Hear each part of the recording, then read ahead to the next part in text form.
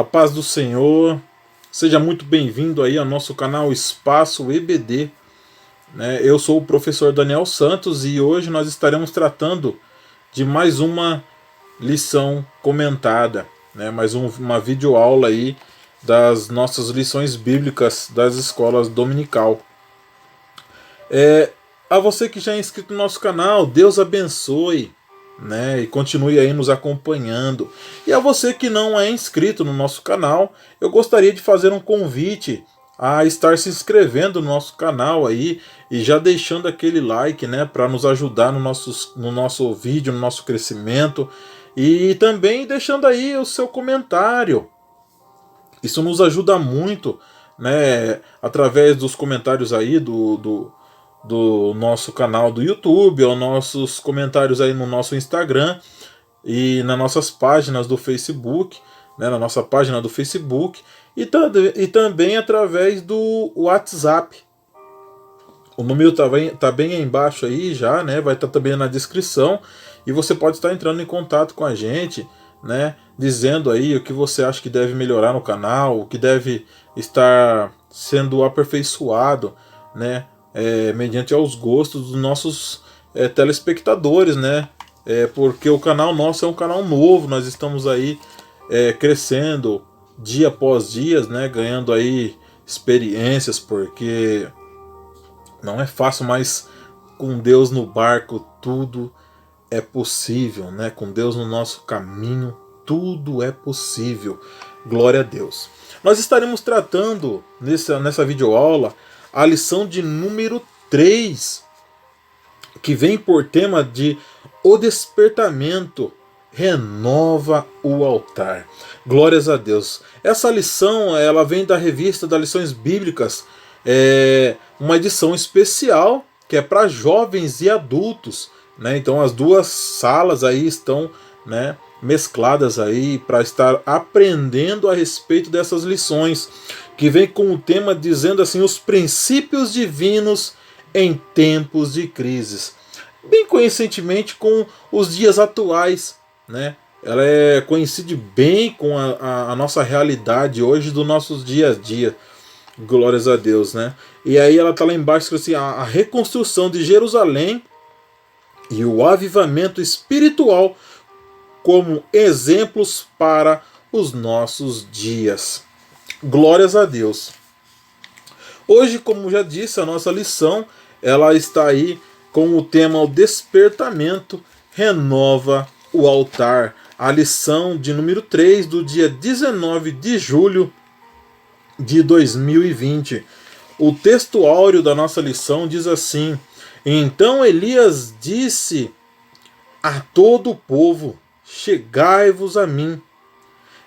E todo o povo se chegou a ele, e reparou o altar do Senhor que estava quebrado.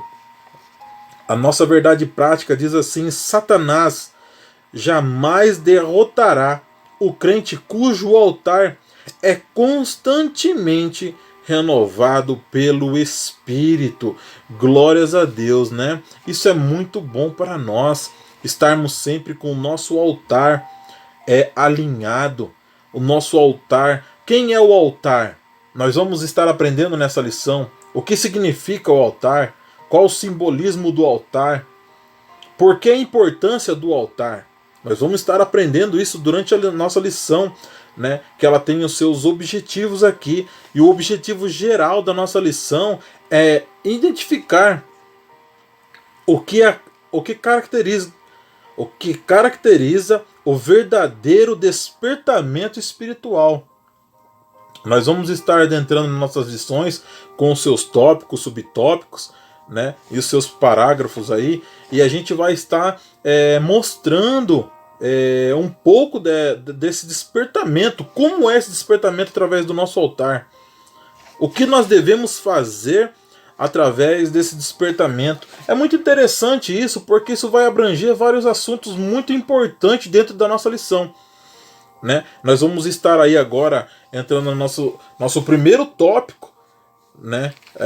Com a sua parte introdutória, que diz assim: nesta lição iremos meditar sobre um fato que caracteriza o verdadeiro despertamento trata-se da necessidade que os homens passam a sentir de Deus chegarem mais perto do altar de Deus, a fim de estarem cada vez mais perto de Deus. Olha que interessante, o altar de Deus é aquele altar que nós oferecemos os nossos sacrifícios. Nós oferecemos nossos sacrifícios e oferecemos a Deus.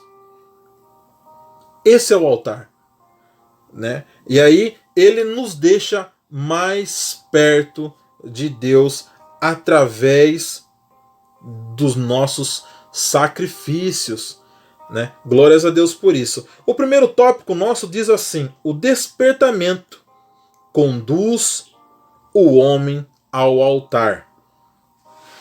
Primeiro subtópico: os judeus sentiam a necessidade do acesso a Deus que o altar lhe proporcionava.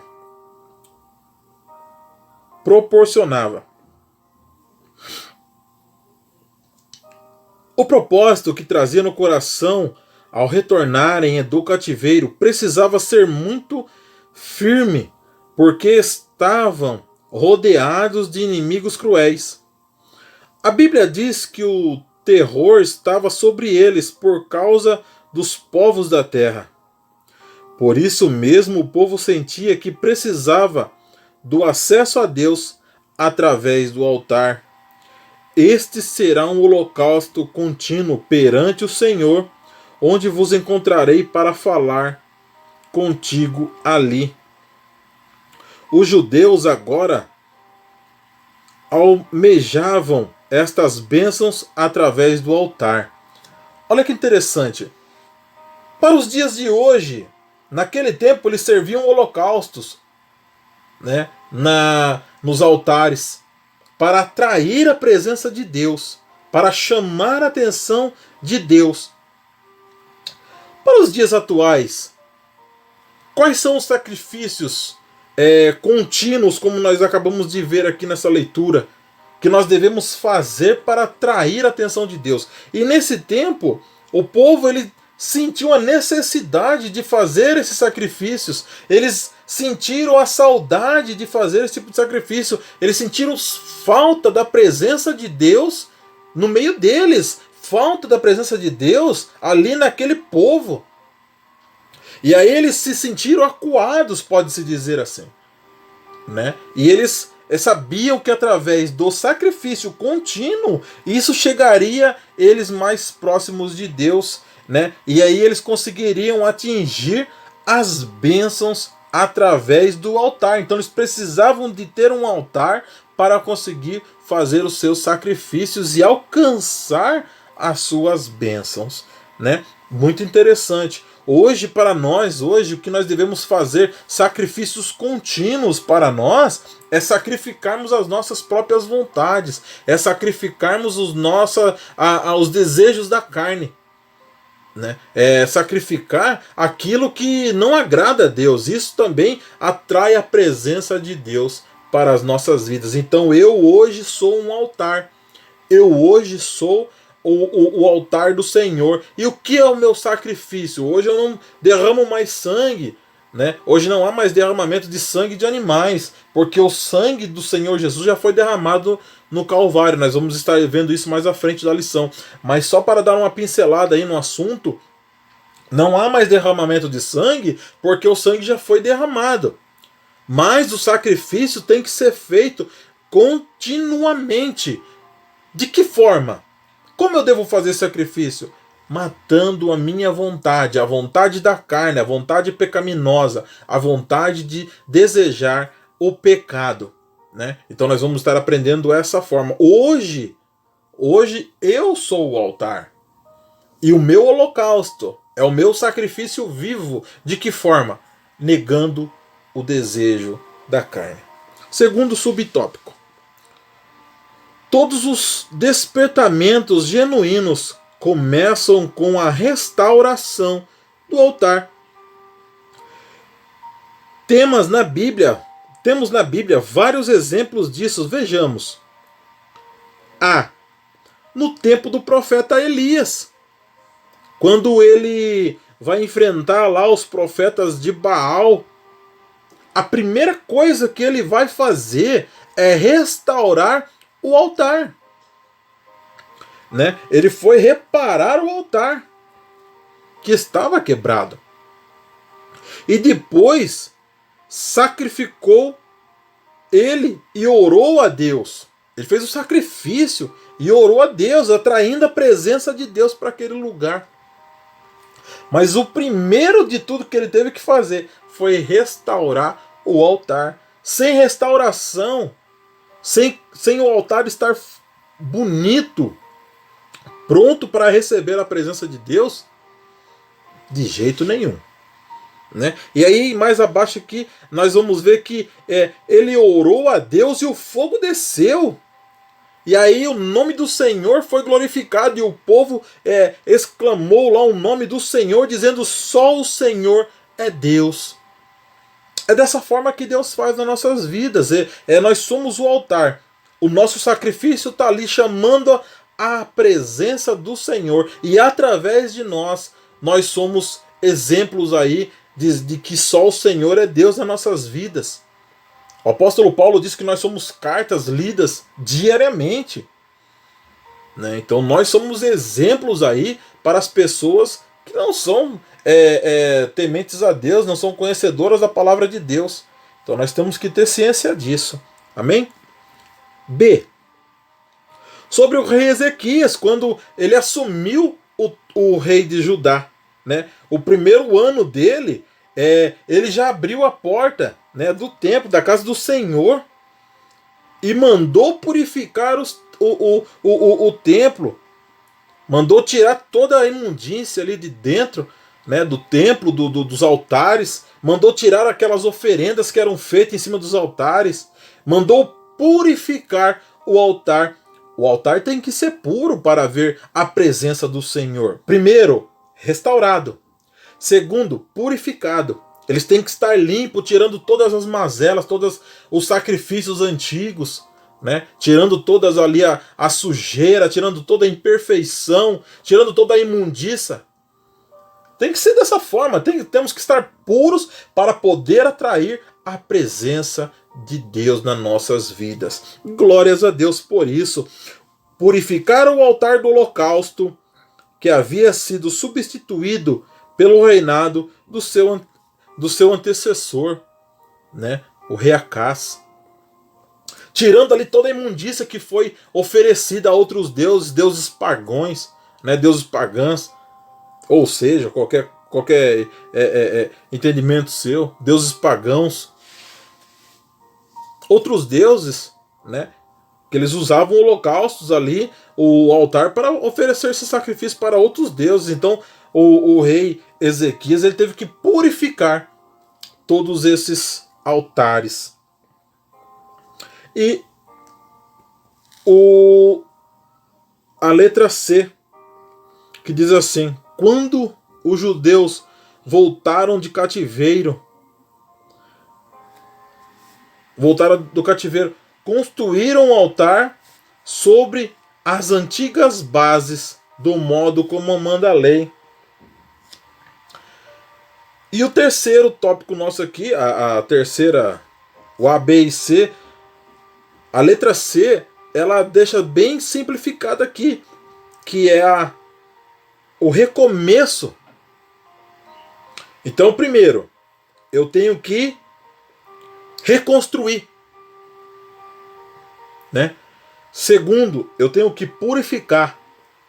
E terceiro, eu tenho que recomeçar. Eu tenho que recomeçar a querer atrair a presença de Deus na minha vida, querer chamar a atenção de Deus para nossas vidas, né? Como? De que forma?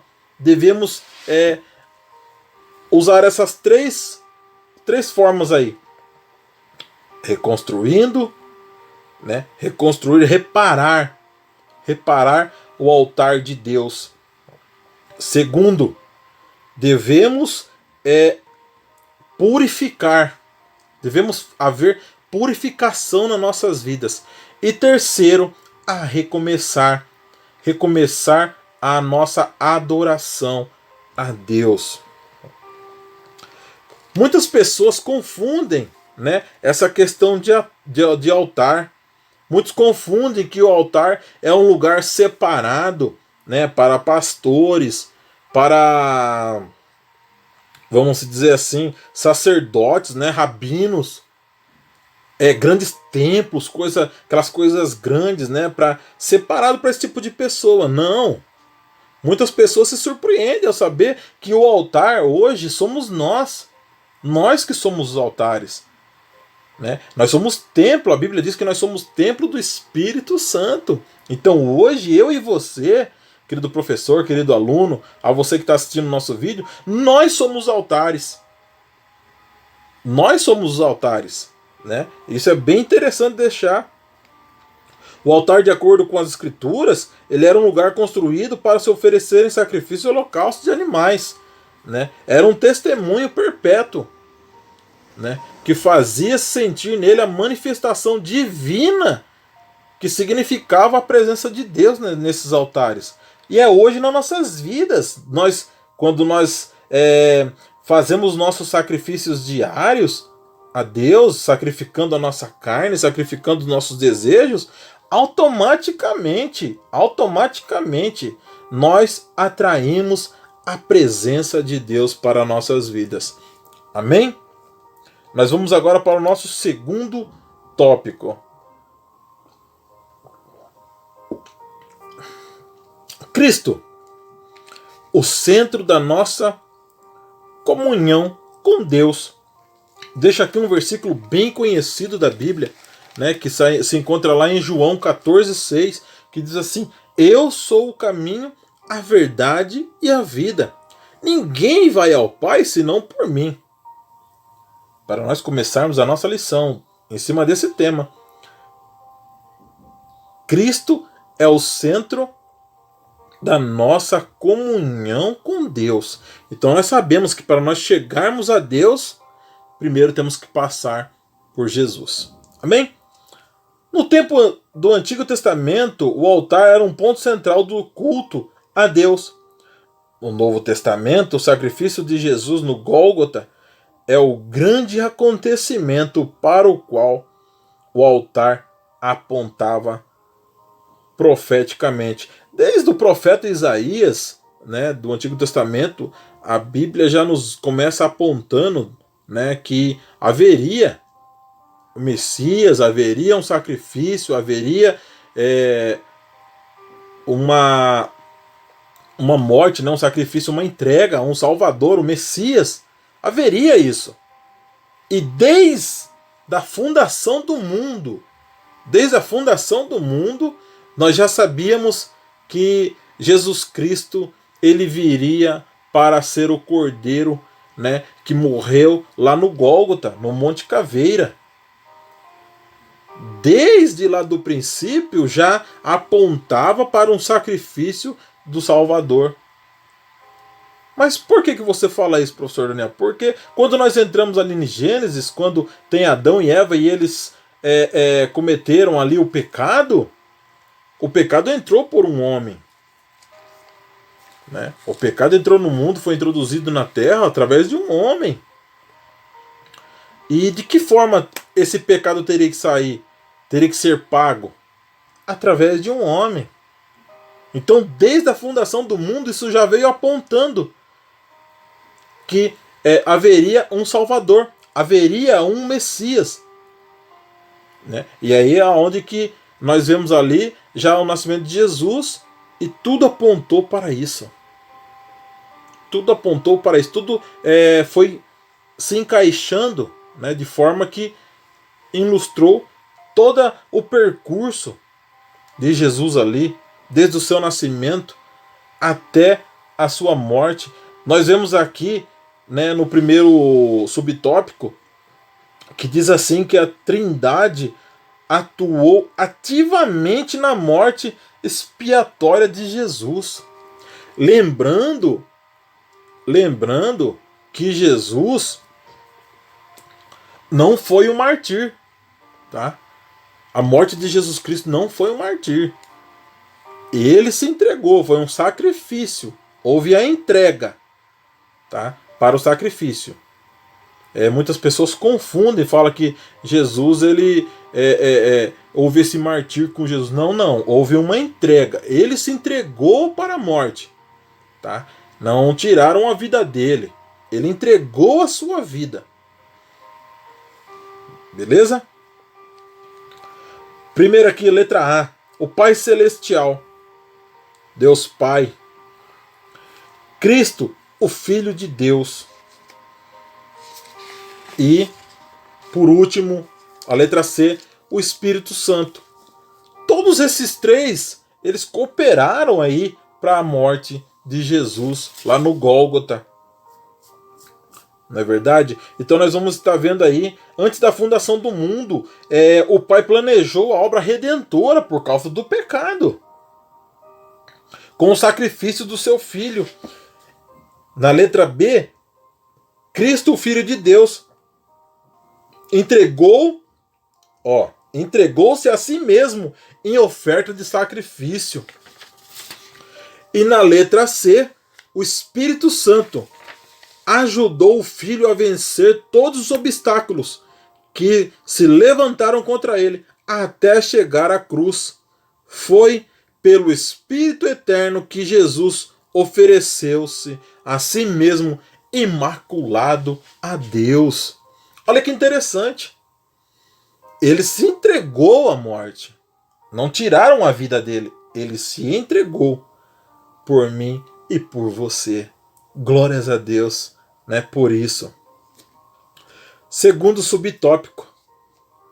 O Espírito Santo quer, pelo despertamento, mostrar aos homens a grande vitória de Jesus no Gólgota. O Espírito Santo quer iluminar o entendimento dos homens para esta grande realidade. Depois de serdes iluminados, suportastes grandes combates de aflições. Letra A. O Espírito revela. Iluminando os olhos do nosso entendimento para que saibamos a grandeza de que seu poder sobre nós, que manifestou em Cristo, ressuscitando-se dos mortos. Em 1 Coríntios 15, 20, nós vamos ver que Jesus foi a primícia dos mortos. Ele foi o primeiro que ressuscitou dos mortos, né? Depois ali dos milagres dele. Mas ele veio ali, ele ressuscitou. Ele foi a primícia desses mortos para a ressurreição, né? Ele morreu, não contando os milagres dele, porque daí foi o período dele, de 3 anos e meio aqui, os milagres que ele fez na terra.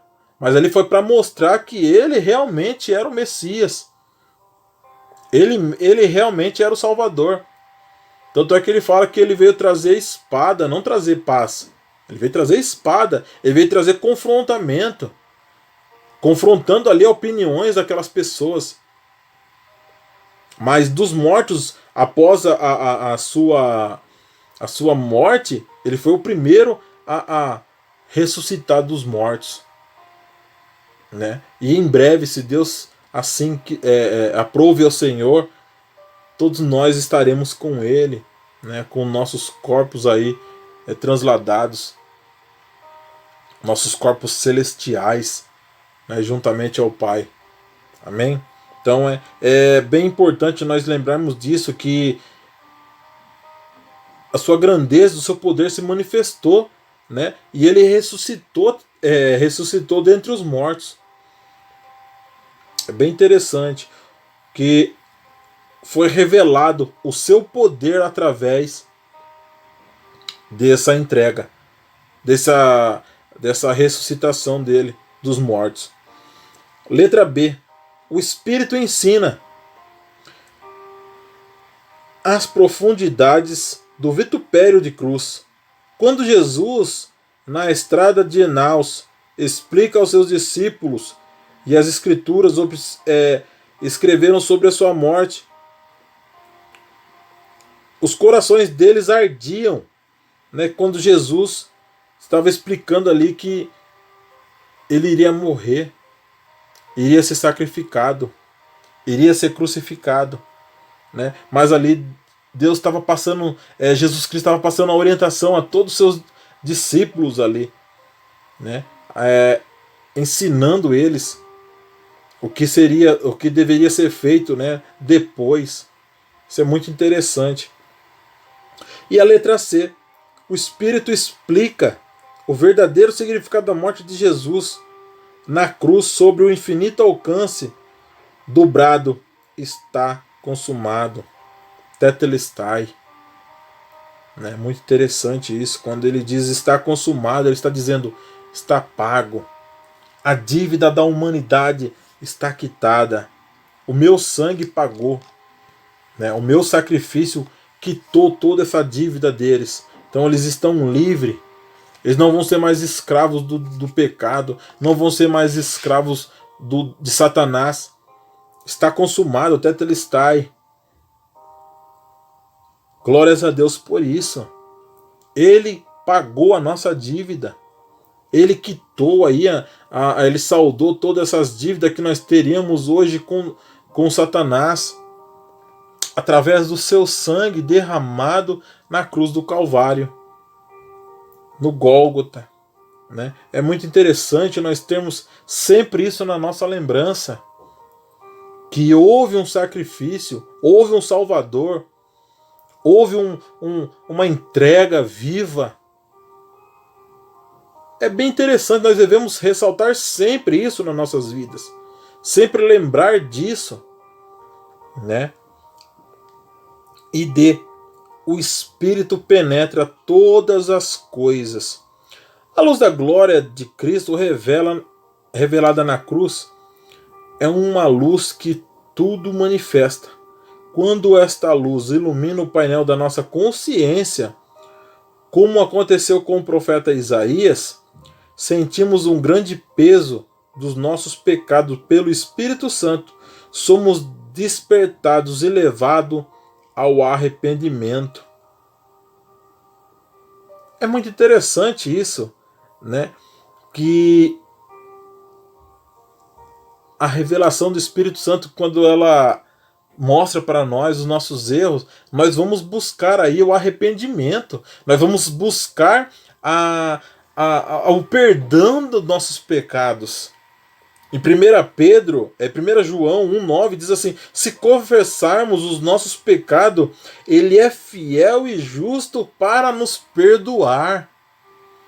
É muito bom saber disso, que nós temos somente que confessarmos os nossos pecados, lembrando que ele perdoa os nossos pecados, mas não nos livra das consequências dos nossos pecados. Tá? A gente temos sempre que ressaltar isso. Jesus perdoou o meu pecado. Perdoou, ele perdoa, ele ama o pecador, mas ele abomina o pecado. Ele ama eu e você, mas as consequências dos nossos pecados, ele não pode nos livrar, né? As nossas escolhas, por causa do livre-arbítrio, devemos ressaltar sempre, né? Ele é fiel e justo para perdoar os pecados, mas não nos livrar das consequências dos nossos pecados, não nos livrar das consequências dos nossos erros, das nossas escolhas. Amém? Talvez você deve estar se perguntando: olha, fulano matou, sequestrou, estrupou, fez 1000 coisas. Sim. Deus perdoa? Perdoa. Mas as consequências dos nossos atos, ele não pode nos livrar, né? Nós devemos pagar. Tanto é que a pessoa vai presa, tem que pagar ali o regime, né, de detenção, a penitenciária, tem que enfrentar todo esse processo, o juiz e todas as demais coisas. Deus perdoou. Deus transformou a vida dele. Na hora que ele saiu de lá, ele pode ser uma nova criatura, ele vai ser uma nova criatura, né? Mas a consequência do erro não é libertado disso. Amém? E caindo agora para o nosso terceiro e último tópico, diz assim para nós: cuidado com as imitações. Alguns dizem que nem todos os despertamentos de hoje têm as características que são mencionadas nesta lição. Concordamos plenamente. Já no tempo dos apóstolos havia movimentos que realmente tinham alguma aparência de sabedoria em devoção voluntária, humildade em disciplina de corpo, mas não são de valor algum senão para a satisfação da carne. Esses movimentos que eles estão dizendo aqui, essas imitações, são vamos dizer assim, os falsos profetas, né?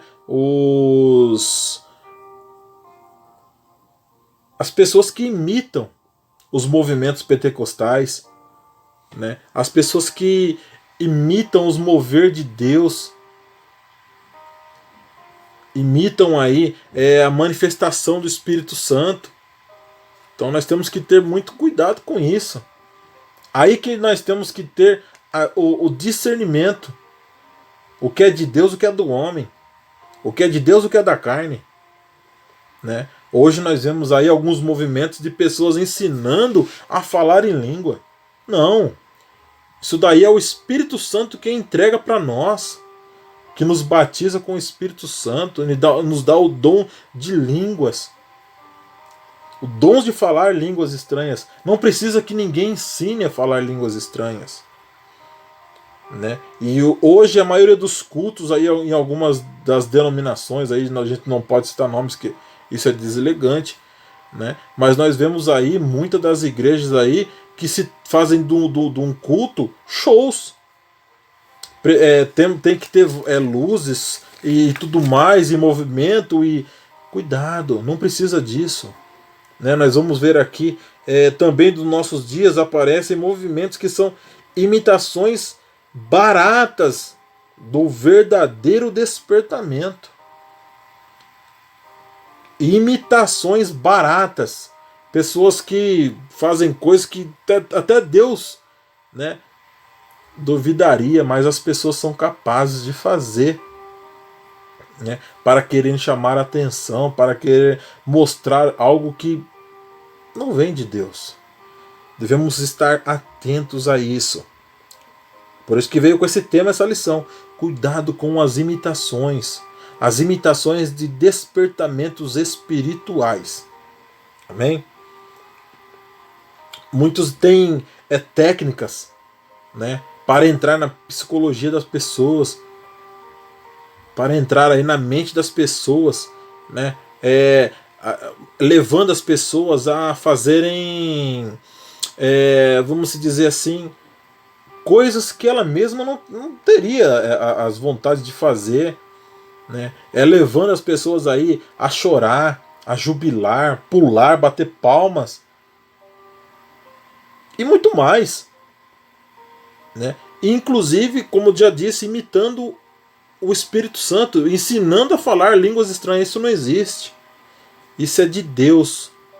Isso é do Espírito Santo, né? Devemos estarmos atentos. Uma de nossas igrejas sentiu-se obrigada a orientar os irmãos acerca do movimento que faz em suas reuniões, shows e apresentações de cantores evangélicos. Que interessante falar sobre isso, né? Que interessante falar sobre isso. Hoje o que nós mais vemos são templos aí que parecem mais casas noturnas. Tem templos aí que parecem mais umas boates, vamos se dizer assim. Nossa, não, é isso mesmo, boates. Com shows gospel, né? Shows de músicas evangélicas. Nós devemos estar atentos a isso. Isso não nos leva até Deus, isso nos afasta de Deus, isso nos tira da presença de Deus. nós não somos feitos para imitarmos as coisas do mundo, mas sim para nós irmos contra as coisas do mundo. Balada gospel, show gospel, né? E a gente vai ver na nossa lição aqui e dizendo que todo movimento, né, que seja feito mais um pouquinho para cima aqui. Nestes shows, ó, dominam-se aplausos, vaia, gritos, assovios, bebidas alcoólicas, jovens dançando e se requebrando de modo até mesmo sensual, quando os hinos estão sendo entoados. Será que Deus habita nesse meio? Cuidado! Este tipo de imitação pode fazer com que a glória de Deus se afaste. Devemos observar mais, né, os nossos movimentos. Todo movimento feito sem que o Espírito Santo esteja na direção não pode prosperar. É como uma tartaruga deitada de costas que se movimenta aos pés, mas fica no mesmo lugar. Mantemos-nos o Espírito Santo na direção, então veremos cumprir-se a palavra de Deus. Vão indo de força em força. Salmos 84, versículo 7. Cuidado com as imitações. Glórias a Deus. Deus abençoe você. A você que ficou aí até o final dessa videoaula, né? Deus abençoe sua vida, seu ministério, a sua chamada, né? E não perca de estar junto comigo nessa próxima aula, né? Que nós vamos estar tratando aí da lição de número 4. A construção do templo enfrentou oposição. É muito interessante aí você estar nos assistindo essas outras videoaulas. Aí a gente já está criando aquela playlist, né, para você que não assistiu as outras videoaulas aí, você pode estar entrando aí no nosso canal, vai estar lá uma playlist com todos os vídeos das nossas videoaulas, né? Você pode estar acompanhando e já pegando aí desde a lição de número 1 em diante e estar nos acompanhando no nosso canal. E eu convido a você a estar compartilhando nas suas redes sociais, nos seus grupos de WhatsApp, nos seus grupos de escola bíblica dominical, e nos ajudando a crescer, né? E nos siga aí nas nossas redes sociais, no nosso Instagram, tá? @_EBD. Na nossa página do Facebook, página espaço EBD, e o nosso canal, né, que é do YouTube, espaço EBD. E aí vai estar na descrição também o nosso número do WhatsApp. Entre em contato conosco, né, deixa aí o seu agradecimento ou a sua opinião, a sua crítica. Estamos aí para receber todo o que for possível para o nosso crescimento, para o crescimento do canal, né? Amém? Deus abençoe você, Deus abençoe a sua casa, a sua família, e que nós continuemos aí até a vinda de Jesus Cristo. Deus abençoe, a graça e paz. Fique com Deus. Até a próxima aula.